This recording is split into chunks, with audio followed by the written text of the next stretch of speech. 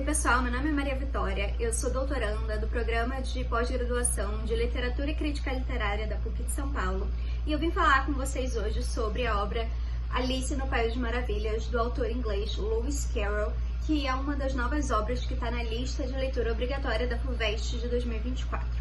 Fazendo parênteses aqui rápido, lembrando que a obra originalmente se chama As Aventuras de Alice no País das Maravilhas, mas popularmente, depois do filme da Disney dos anos 50, ficou conhecida como Alice no País das Maravilhas. Então a gente pode encontrar versões com os dois títulos vendendo por aí.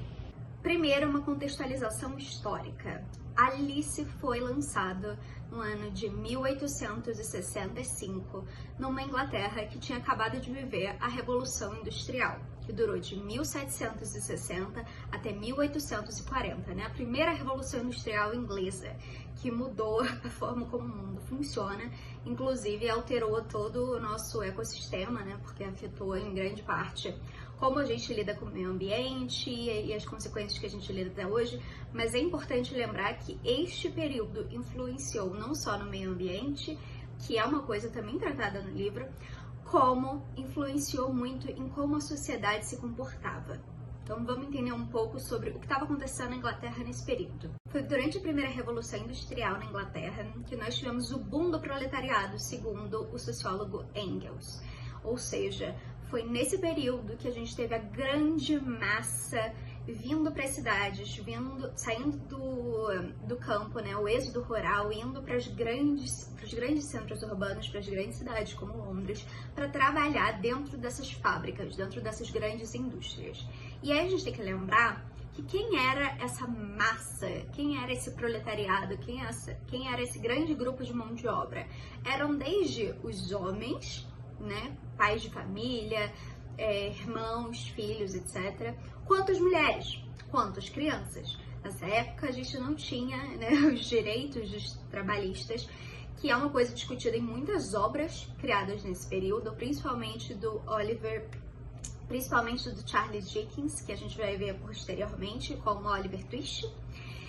E as crianças não eram vistas ainda como uma parcela da sociedade que precisava ser cuidada, que precisava ser protegida. Os direitos das crianças, o direito pela infância, não era algo visto ainda mais se a gente estiver falando sobre meninas, sobre menores de idade, mulheres. Lembrando de novo que muitas mulheres trabalhavam nessas fábricas. Então, desde muito pequenas até a idade formativa, todas essas pessoas estavam trabalhando em horários insalubres, em condições insalubres dentro dessas fábricas. E isso vai levar a gente a muitas obras desse período, e entre elas, Alice no País das Maravilhas. Um outro ponto que é importante ressaltar é que a gente está falando de uma Inglaterra monárquica. Lembrando que a Inglaterra até hoje é uma monarquia, né, uma monarquia parlamentar. Mas nessa época, o papel do monarca era muito mais relevante politicamente e tinha um impacto muito maior dentro da sociedade. E quem era a monarca nessa época? A Rainha Vitória. Né? A Rainha Vitória, que até Elizabeth II tinha sido a maior monarca da história da Inglaterra, em períodos em parâmetro de tempo, ela tinha feito o maior reinado em escala de tempo. E além disso, durante esse período, como era, né, um período de colonialismo muito intenso, o imperialismo estava bombando, principalmente em relação ao Império Britânico, a Rainha Vitória tinha 1 bilhão de súditos ao redor do mundo. Então a gente está falando de uma pessoa que realmente tinha um poder não só dentro do seu país, né, dentro daquela localidade, dentro daquela ilha, mas a gente está falando de uma pessoa que alterava a vida de milhares e milhares e milhões de pessoas. Então, ao redor do planeta. Então, era todo esse poder concentrado numa pessoa só. E, como a gente vai ver em Alice no País das Maravilhas, qualquer semelhança é mera coincidência quando a gente está falando de uma mulher que tem todo esse poder concentrado, né, dentro da sua cabeça e que pode fazer o que ela bem entender com a vida das pessoas. Então, o Lewis Carroll, ele discute muito sobre isso dentro da obra, o quão é perigoso você concentrar todo esse poder nas mãos de uma única mulher, que é, nesse caso, Rainha Vitória, e que é dentro do livro, né, a nossa queridíssima e nada querida Rainha de Copas. Agora, fazendo um breve parênteses aqui, vamos falar sobre um outro autor, para fazer um pouco um paralelo do que estava acontecendo nessa época na literatura. Enquanto a gente tem Lewis Carroll, que eu já vou explicar, falando sobre uma elite inglesa, a gente tem Charles Dickens discutindo as questões do proletariado.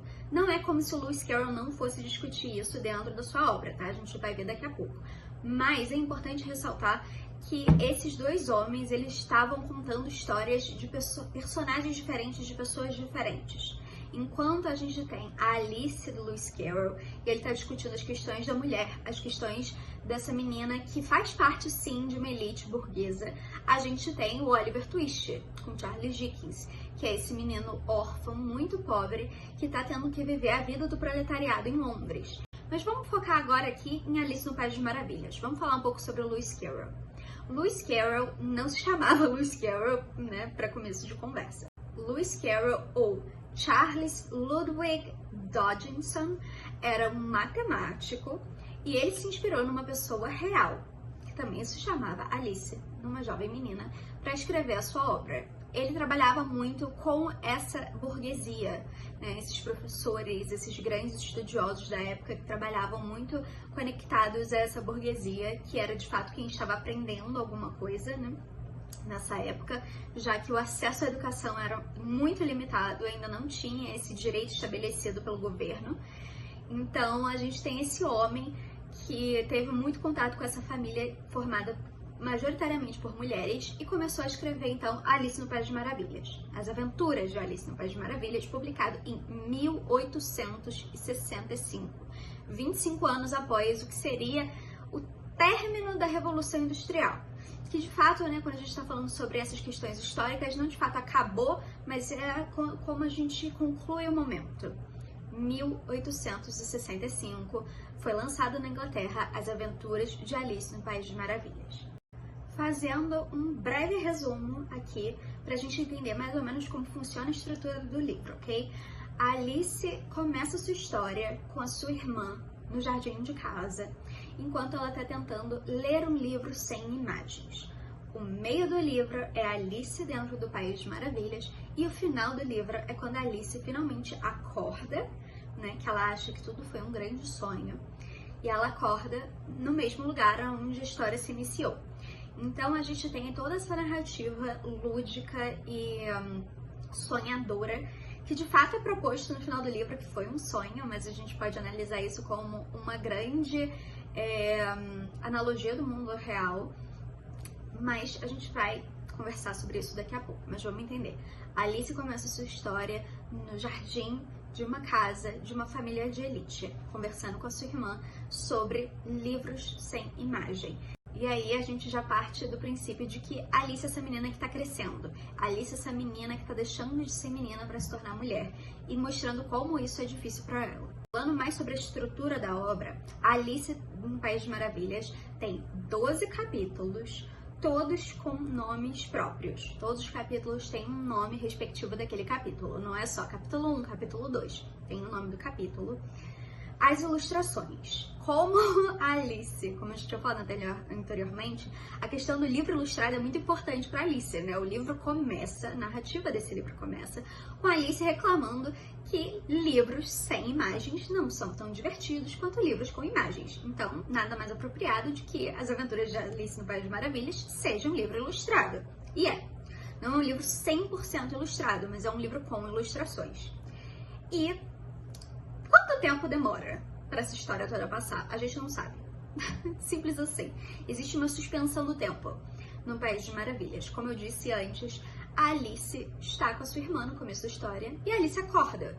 É como se tivesse passado muito pouco tempo. É o tempo de um sonho. Um tempo de um sonho numa tarde, né? Numa árvore, enquanto tem uma menina lendo um livro.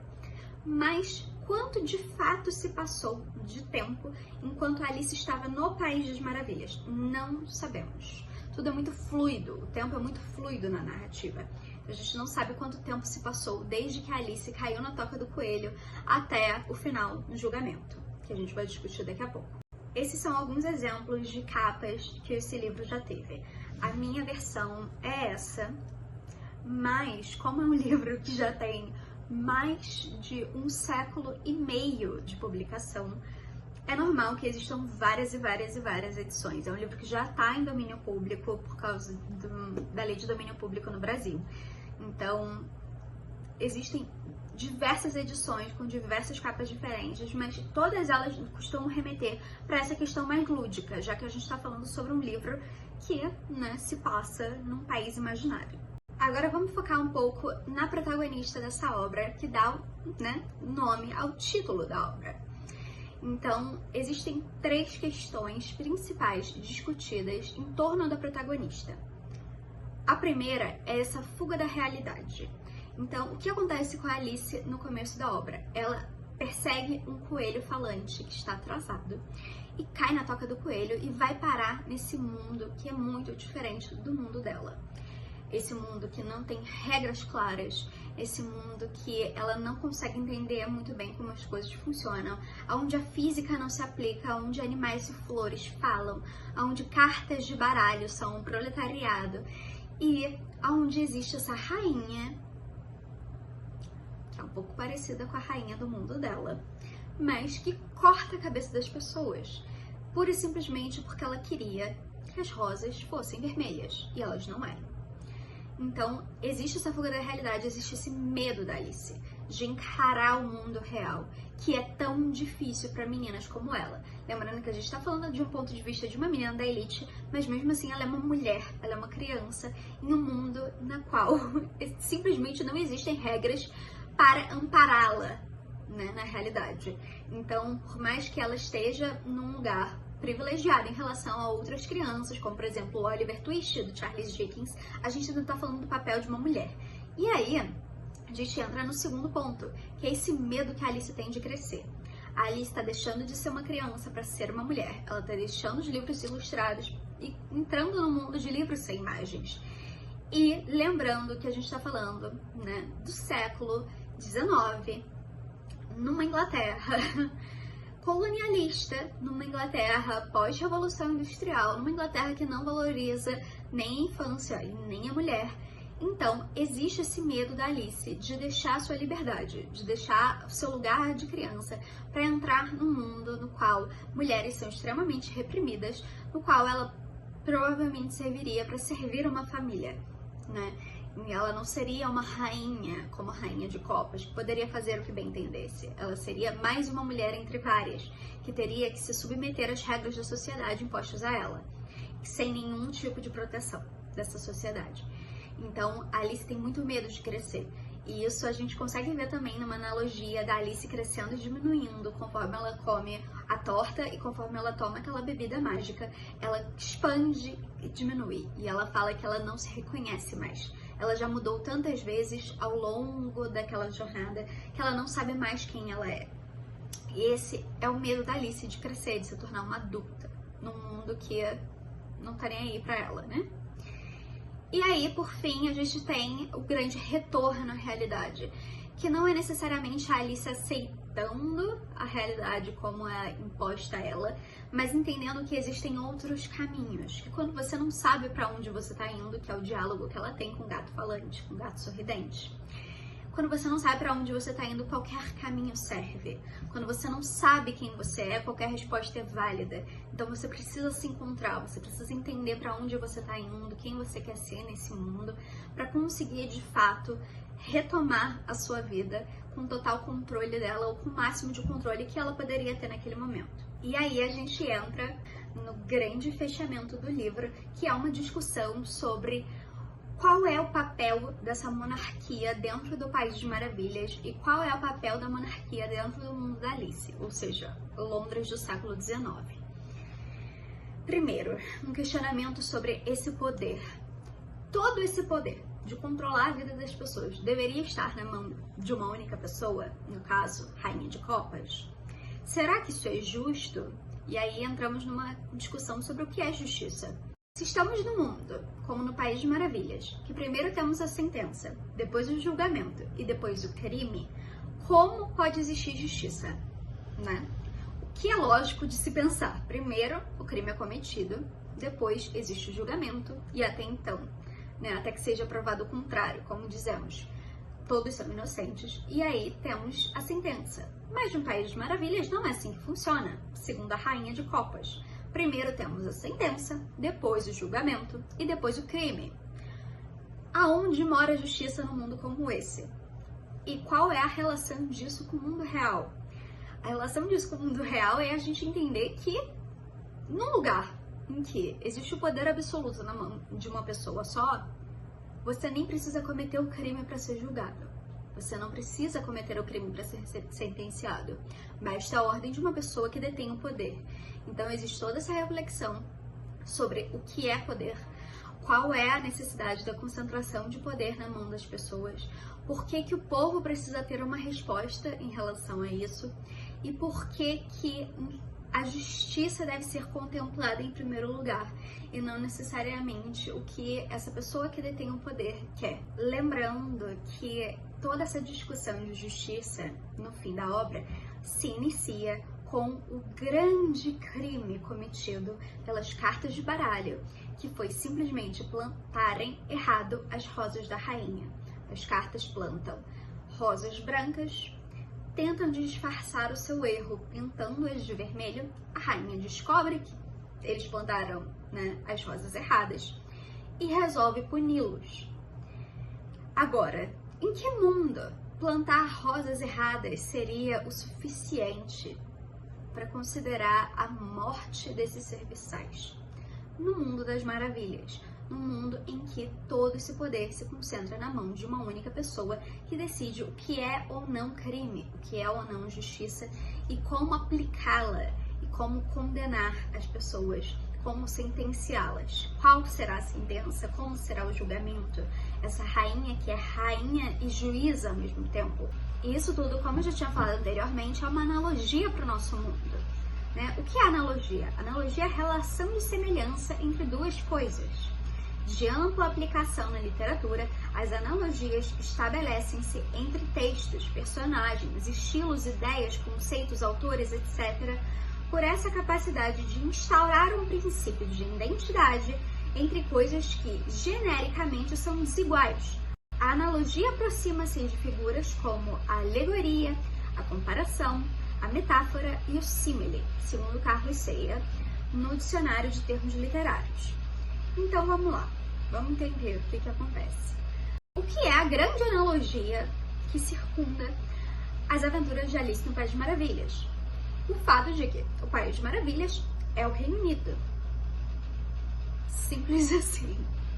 E dentro disso nós vemos o papel da rainha no País de Maravilhas, o papel da rainha no Reino Unido, o papel da mulher no País de Maravilhas, o papel da rainha, o papel da mulher no País de Maravilhas, o papel da mulher no Reino Unido, o papel da sociedade, o papel do proletariado, o papel do juiz, o papel da justiça, o papel do poder nesses dois mundos.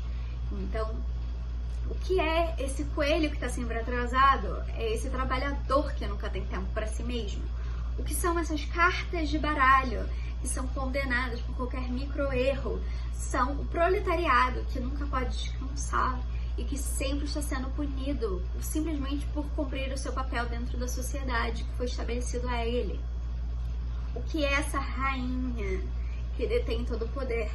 É a mesma rainha que detém todo o poder sobre a vida de 1 bilhão de pessoas que nem sabem quem ela é ou como a justiça deveria funcionar.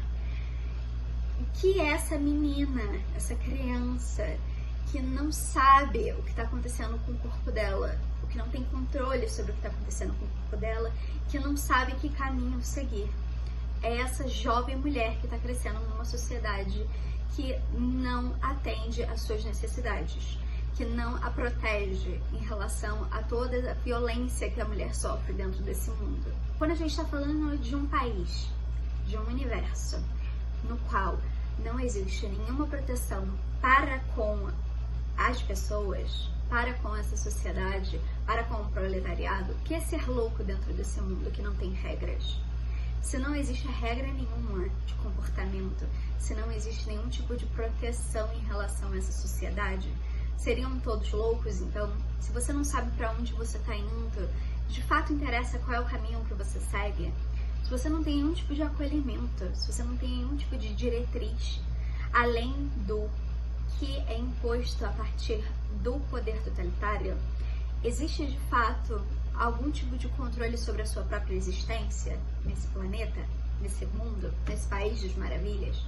Então, todas essas relações sobre uma menina que está tentando crescer, sobre esse proletariado que simplesmente está tentando sobreviver à vida como ela é imposta, e sobre essa mulher, essa rainha, que está controlando a vida de todos como ela bem entende, existe de fato algum tipo de livre-arbítrio dessas pessoas? Ou não interessa que caminho você segue, como diz o gato? Qualquer caminho é válido para quem não sabe para onde está indo. E por último, antes de entrar nas questões dos vestibulares, vamos falar sobre esse gênero que é instaurado por Alice no País das Maravilhas, que é conhecido como nonsense, a fantasia nonsense, que é aquela fantasia que simplesmente é lúdica e não faz sentido propriamente dito. Então a gente está falando de um universo em que temos animais falantes, flores falantes, animais vestindo roupas, em que uma menina simplesmente comendo um bolo ou tomando uma bebida consegue crescer e encolher em tamanhos absurdos. Um mundo em que a fantasia invade o mundo real. A Alice está lendo seu livro com a sua irmã e do nada aparece um coelho de monóculo com seu coletinho falando que está atrasado e saindo correndo para sua toca. Então, quais são os limites da imaginação dentro desse gênero? Nenhum. Não existe limite, por isso que é a fantasia nonsense. A gente está falando de um gênero em que tudo é permitido. Agora nós vamos ver duas questões vestibulares reais para entendermos como esse livro pode ser utilizado nessas provas. Primeiro, uma questão do Enem de 2020. Devo estar chegando perto do centro da Terra? Deixe ver. Deve ter sido mais de 6.000 quilômetros, por aí. Como se vê, Alice não tinha aprendido uma porção de coisas desse tipo na escola. E embora essa não fosse uma oportunidade lá muito boa de demonstrar conhecimentos, já que não havia ninguém por perto para escutá-la, em todo caso era bom praticar um pouco. Sim, deve ser mais ou menos essa distância. Mas então, qual seria a latitude ou longitude em que estou? Alice não tinha a menor ideia do que fosse latitude ou longitude, mas acho que eram palavras muito imponentes. Isso é uma passagem do livro de Alice no País das Maravilhas, quando Alice está caindo na toca do coelho. E ela começa a cair, ela cai por tanto tempo que ela já não tem mais noção de qual é a distância, quanto tempo ela está caindo, onde ela está, nada disso. E aí a gente entra de fato na questão. O texto descreve uma confusão da personagem em relação a 1. Ao tipo de projeção cartográfica, 2. Aos contornos dos fusos horários, 3. A localização do norte magnético, 4. Aos referenciais de posição relativa, ou 5. As distorções das formas continentais. A resposta certa é a número 4, aos referenciais de posição relativa, porque Alice não tem nenhuma noção de aonde ela está. E a gente está falando ali naquele trecho de latitude ou longitude. Não estamos falando sobre projeção cartográfica, até porque a Alice não tem noção, né, de como funciona a cartografia de onde ela está. Não estamos falando de fusos horários, porque a Alice não está falando sobre hora, nesse caso. E não estamos falando sobre norte magnético. A Alice não tem noção de onde ela está em relação, né, ao norte magnético do planeta. Ela não sabe nem para onde ela foi. Ela não para de cair. Só isso que ela sabe. E também não estamos falando sobre distorções de formas continentais. Ela está numa toca, né? Ela está num buraco. Então, quando a gente está falando aqui de longitude e latitude, a gente está falando sobre referencial relativo, posição relativa, né, dentro daquele espaço geográfico. Então, podemos ver que uma das formas desse livro ser utilizado é para falar sobre questões de geografia. Lembrando que ela está num país no qual ela não sabe o que está acontecendo, ela não sabe quais são os caminhos, quais são as regras da física, e aqui é levantada uma questão, por exemplo, de longitude e latitude. E aqui nós temos a questão 3 da segunda fase da prova da Unicamp de 2024. Na verdade, o mais interessante na complexidade que existe no papel de Alice é que ela é muitas vezes vista como uma invasora perturbando um mundo delicado e feliz. Porém, Alice não pode compreender esse mundo e reclama que as pessoas se ofendem muito facilmente. Quando o sentimentalismo é afastado pelas reações das criaturas, a presunção de Alice aparece como brutalidade inconsciente. Letra A. A partir dessa citação e da leitura do livro Alice no País das Maravilhas, explique por que Alice pode ser considerada uma personagem complexa. Ou seja, isso é uma questão discursiva que tem inúmeras possíveis respostas. Mas eu vou falar aqui uma sugestão de resposta que apareceu no site, da onde essa questão foi tirada. Alice pode ser considerada uma personagem complexa, uma vez que seus pensamentos e atitudes frequentemente se contrapõem àqueles dos habitantes do País das Maravilhas. Quando ela expõe suas ideias, sempre ofende alguém. A menina gostaria que as criaturas não se ofendessem tão facilmente. Contudo, aqueles personagens estão acomodados ao que lhes é imposto. E Alice representa uma ameaça à forma de vida aparentemente calma naquele mundo, pois não se mostra conformada com as situações que vive e presenteia. Esse comportamento contestador causa uma repulsa por parte dos demais personagens, que não gostam das atitudes da protagonista. Sendo assim, Alice ocupa o papel de herói problemático, já que não se ajusta ao País de Maravilhas. Está em desajuste com os valores da maioria dos personagens. Ela está à margem daquela sociedade e não partilha de seus pensamentos, atitudes e valores, mas questiona e reflete a nova realidade que passou a conhecer. Já a letra B diz: retome a citação acima e exemplifique, apresentando uma situação que demonstre por que a perspectiva de Alice pode ser compreendida como uma brutalidade pelos outros personagens. Mais uma vez, uma questão discursiva com inúmeras possibilidades de resposta, mas eu vou falar aqui a que foi proposta pelo site da onde eu retirei essa questão. A perspectiva de Alice perante os fatos vivenciados no País de Maravilhas gera um profundo incômodo nos habitantes desse mundo, visto que a menina não compartilha dos valores e atitudes com os quais se depara. Assim, em várias passagens da obra, a protagonista assume uma postura questionadora e rebelde, que é compreendida como uma brutalidade pelos outros personagens. Este fenômeno pode ser observado, por exemplo, no momento em que Alice se depara com a Rainha de Copas, embora inicialmente a menina haja com um modo respeitoso, após considerar que não precisava ter medo da rainha nem de seus súditos, pois eram apenas baralho. Adota uma postura desafiadora e até mesmo desrespeitosa, recusando-se a responder polidamente a uma segunda pergunta que a rainha lhe havia feito. Em seguida, Alice não demonstra medo diante da ordem da rainha para que lhe cortem a cabeça e responde-lhe que tal ordem é uma bobagem.